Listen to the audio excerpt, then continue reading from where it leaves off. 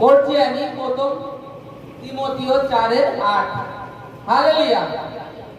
আর ভক্তিতে দক্ষ হইতে অভ্যাস করো, কেননা শারীরিক দক্ষতা অভ্যাস অল্প বিষয় সুফলদায়ক, কিন্তু ভক্তি সর্ব বিষয় সুফল দায়িকা, তাহা বর্তমান ও ভবিষ্যৎ জীবনের প্রতিজ্ঞা যুক্ত। আমেন। Hallelujah, hallelujah, hallelujah. কি বলছে এখানে? আর ভক্তিতে দক্ষ হইতে অভ্যাস করো। হালেলুয়া। কে আধা ঘন্টার উপরে হাঁটু মেরে প্রার্থনা করি? দেখি একটু হাত উঁচু করো। কে করি আধা ঘন্টার উপরে ঈশ্বরের কাছে? কেউ নেই। তার মানে একটা জিনিস বাইবেলে বলছে, ভক্তিতে দক্ষ হতে অভ্যাস করো, হাঁটু সবল করো, হাঁটু সবল করো। ঈশ্বরকে বলো যে ঈশ্বর আমি প্রার্থনা করতে চাই। এটা অভ্যাস করতে হবে, অভ্যাস করতে হবে নিয়ত প্রার্থনা। আমাদের সমস্যা এত বড়, এত বড়। প্রার্থনা 5 মিনিট, বেশি জোর 10 মিনিট, বেশি জোর আধা ঘন্টা। অথচ সমস্যা এত বড় পাহাড় রয়েছে জীবনে। এবার প্রার্থনা কেন প্রয়োজন? প্রার্থনা এটাই যেন বাইবেলে প্রভু যীশু খ্রিস্ট বলছে তোমরা প্রার্থনা করো যেন পরীক্ষাতে না পড়ো। আর পাহাড়টা আগের থেকে অলরেডি রয়েছে, এই পাহাড়টাকে সরাতে হবে, পাহাড়টাকে সরাতে হবে। এই কারণে তোমাদের প্রার্থনা করা প্রয়োজন। এবার এতে অভ্যাস করতে হবে। প্রার্থনায় বসেছি, ঘুম পাচ্ছে, একটু ঘুমিয়ে নি।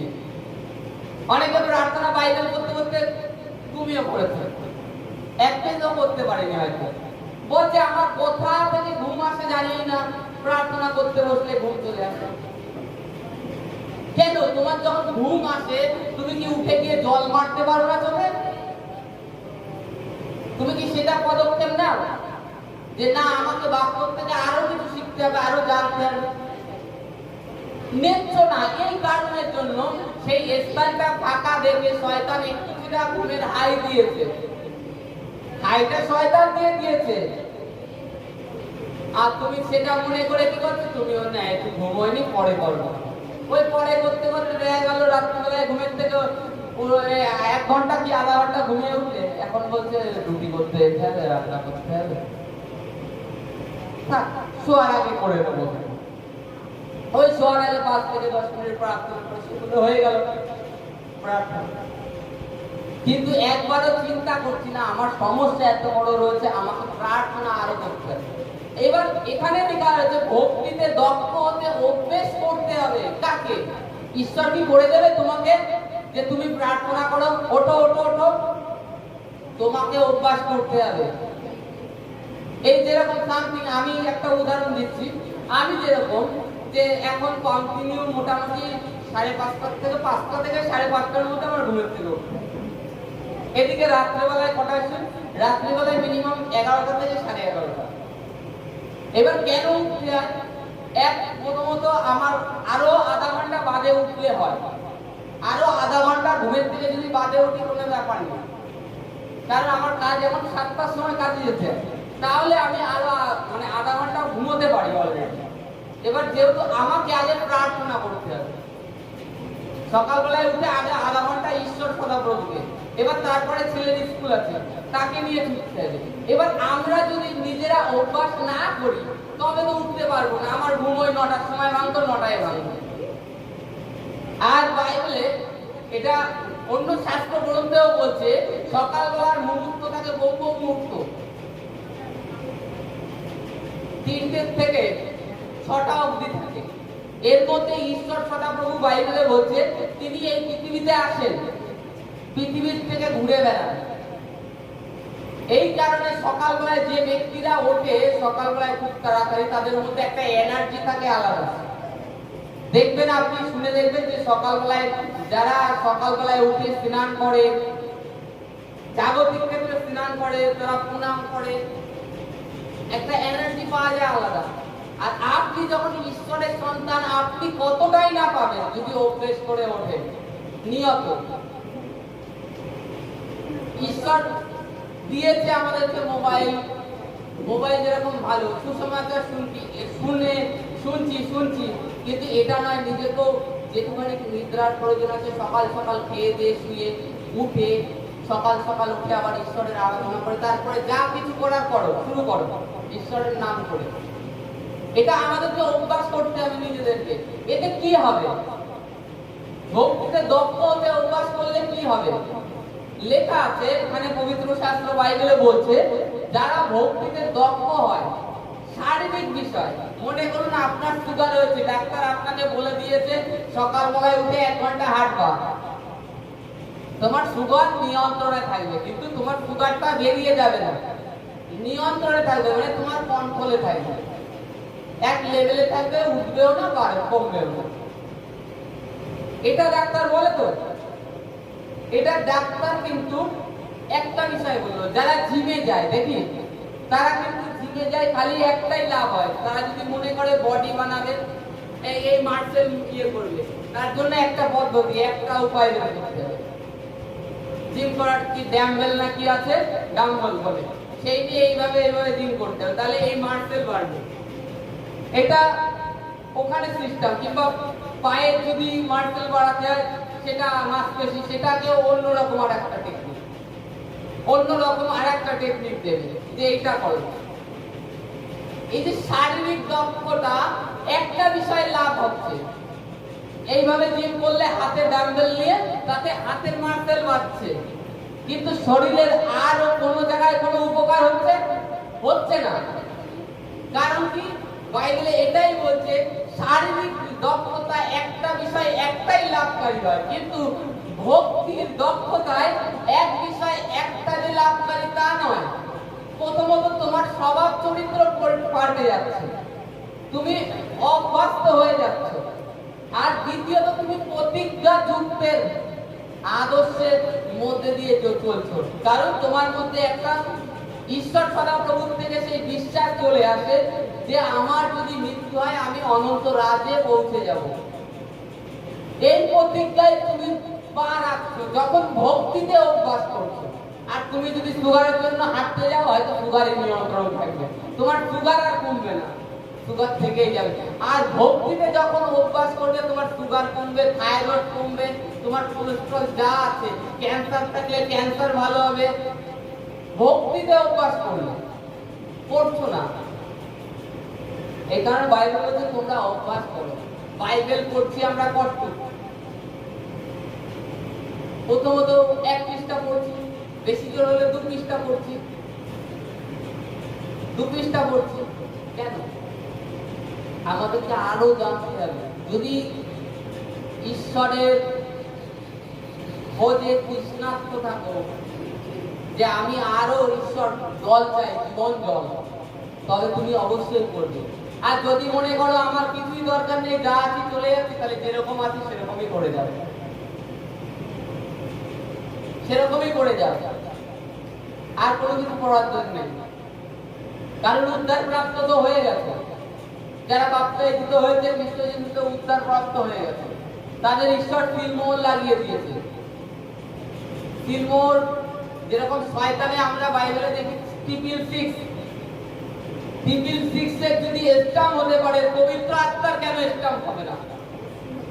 পবিত্র আত্মাও ছাপ দিয়ে দিয়েছে আমাদের দিকে, জানেন এটা? পবিত্র আত্মা ছাপ দিয়ে দিয়েছে। 666 এরও যেরকম স্টাম্প আছে, শয়তানি ঈশ্বরেরও রয়েছে পবিত্র আত্মার ছাপ।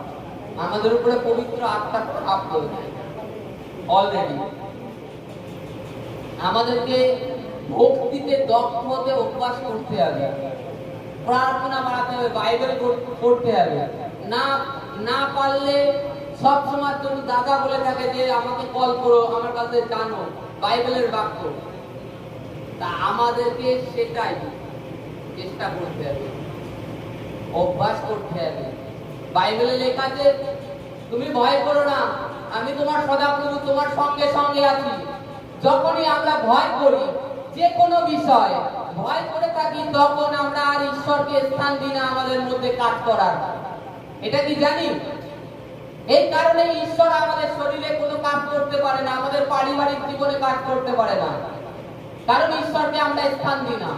শয়তান ভয় কোথা থেকে আসে? শয়তান থেকে। ভয় কে উৎপন্ন করে? শয়তান। যখন শয়তানকে ভয়ে আমি স্থান দিচ্ছি, তখন ঈশ্বর আর কাজ করতে পারে না। বাইবেলে 365 বারেরও বেশি লেখা আছে ভয় করো না, আমি তোমার সদাপ্রভু, আমি তোমার সঙ্গে সঙ্গে আছি। মাথায় যন্ত্রণা, মাথায় যন্ত্রণা, কোমরে ব্যথা, বুকে ব্যথা, আবার এ হচ্ছে, আমার এটা হচ্ছে, মুখে বলা শুরু করে দিয়েছে। বলো আমি তোমার ধন্যবাদ করি প্রভু, আমি সুস্থ হয়েছি তোমার পথ দ্বারা। বলো। আর বাইবেলের প্রতিজ্ঞার পরে তুমি অধিকার নাও। বাইবেল পড়ছো না, প্রতিজ্ঞার প্রতি অধিকারও নিচ্ছ না, যে কোন বাক্য আমার কিসের জন্য প্রয়োজন আছে। পুরো পুরাতন নিয়মের বাইবেলের পুরো বাইবেলটা রিভাইজ দিচ্ছ না, এই কারণে জানতে পারছো না প্রতিজ্ঞা, ঈশ্বরের প্রতিজ্ঞা কি আছে। দাদা অনেকদিন আগে একটা কথা বলেছিল যে যদি মনে করেন বিদেশ থেকে আপনার নামে 10 লাখ টাকা এসছে, কেউ বললে বলে আমি করতে জানি না, এখন সেখানে যেখানে এসছে সেখানে নিয়ম সই করে দিতে হবে, কিংবা একটা নোটিশ দিয়েছে সেটা নিজেকে তাদের সামনে পড়ে শোনাতে হবে, তারপরে টাকাটা তুলতে হবে। তখন যেভাবে মাস্টার ধরেও পড়া শিখবো, ওই 5 লাখ টাকা নিতে হবে। কিন্তু অনন্ত জীবনের জন্য কেউ আর সেটা শিকার প্রয়োজন নেই। ওটা কি হবে? ওটা তো মরার পরে যা হবে এই ভাবনা, প্রথম কথা এই ভাবনা চলে আসবে তখন। এখন তো যা হয় না, এই জন্য ঈশ্বর আপনাকে দুঃখ কষ্টের জন্য আপনাকে আমাকে মনোনীত করেনি যেন আমরা আনন্দিত থাকি। একজন পিতা যেরকম চায় না তার সন্তান দুঃখে থাকুক, কষ্টে থাকুক, তার যিনি সৃষ্টির নির্মাতা তিনি কি চাবেন? আমাদেরকে ভক্তিতে দক্ষ হতে অভ্যাস করতে হবে নিজেদেরকে, তাতে আমাদের প্রথমত আমাদের স্বভাব যখন অভ্যাস করবো, আমাদের স্বভাব দিনকে দিন প্রভুর স্বভাবে পরিণত হবে। অলরেডি আমাদের মধ্যে প্রভু যিশুকে দেখা যাবে আমাদের স্বভাব দ্বারা। লোকে বলবে এর মধ্যে নিশ্চয়ই প্রভু যিশু বাস করে। প্রভু যিশু আছে না, এরকম কথা বলে কেন? এত সুন্দর সুন্দর কথা এ কোথা থেকে শিখলো? আর দ্বিতীয় লাভ কি? আমাদের শারীরিক যে সমস্ত অঙ্গ প্রত্যঙ্গ আছে অলরেডি সেগুলো ঈশ্বর ওদিক থেকে ঠিক করতে থাকে। আর আমাদের মধ্যে কোনো শয়তান অন্ধকার বাসা বাঁধতে পারে না। আর অন্ধকার বাসা বাঁধা মানে রোগ ব্যাধির উদ্ভব। আমাদেরকে প্রার্থনা, ঈশ্বরের বাক্যে দক্ষ হওয়ার জন্য অভ্যাস করতে হবে নিয়ত। কেউ অনেকে বলে আমি সকালবেলায় ঘুমের থেকে উঠে না দাদা, উঠে যাই প্রার্থনা করতে, আমার এমন করে বাথরুম লাগে আমি থাকতেই পারি না। আমি কেন? বাথরুম করে এসেও কি প্রার্থনা করা যায়? বলে অনেক কাজ থাকে। ঈশ্বরকে সময় দিলেই ঈশ্বর তোমাকে সময় দেবে। তুমি ঈশ্বরকে সময় দিচ্ছ না আর বলছো ঈশ্বর আমার কাছে আসো একবার। আমরা যদি দেখি যে যারা অলিম্পিকে খেলতে যায় তারা কিন্তু অনেক প্র্যাকটিস করে। এই যে ক্রিকেট খেলা, বিশ্বকাপ শেষ হয়ে গেছে, ক্রিকেট খেলা কি শেষ হয়ে গেছে? অলরেডি এই যে 5টা বছর ধরে ম্যাচ চলছে, টেস্ট ওয়ানডে চলেই যাচ্ছে, বন্ধ নেই কিন্তু। কারণ কি? তাদের অভ্যাসটাকে বদলিয়ে রাখছে যাতে আবার সে বিশ্বকাপ খেলতে পারে। এইভাবে এক এক খেলা, টি20 খেলা অলরেডি চালু আছে, তাদের বন্ধ নেই।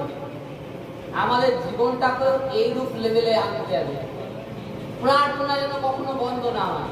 আজকে কম হয়েছে, কালকে বেশি করুন, প্রতিদিন কম হয়েছে আবার আরো বেশি করুন। তাই বলে থেমে যেন না। 5 মিনিট প্রভুর কাছে আজকে পাচ্ছি না, আজকে চেয়েছি পাচ্ছি না।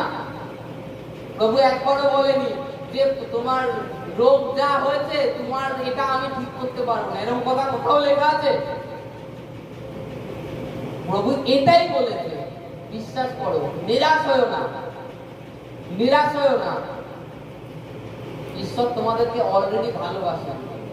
বিধবাকে দেখো, তার যদি ন্যায় ঈশ্বর করতে পারে, আর তোমরা তো ঈশ্বরের সন্তান, তার মনোনীত, তার ইচ্ছা অনুসরণে তোমরা এখানে উপস্থিত হয়েছো, তাহলে তোমাদেরকে কতটা ভালোবাসি। হালেলুয়া। তা আজকে আমাদের প্রত্যেককে ভক্তিতে অভ্যাস করতে হবে। সারা জীবন আমাদের সংসার ধর্ম থাকবে, এটাকে কিভাবে আরো আনন্দিত করে তুলতে পারি, ঈশ্বরের প্রেমে আমাদের পরিবারের প্রত্যেককে গড়ে তুলতে পারি, সেটা চেষ্টা করব। এবার অনেকে বলে যে মানে যা আমার পরিবারে পরিবর্তন হচ্ছে না, পরিবর্তন হচ্ছে না। ঈশ্বরের কাছে সেইভাবে প্রার্থনা করো, করতে থাকো, দেখবা ঈশ্বর সমস্ত কিছু করতে পারে, অসম্ভবকে সম্ভবে পরিণত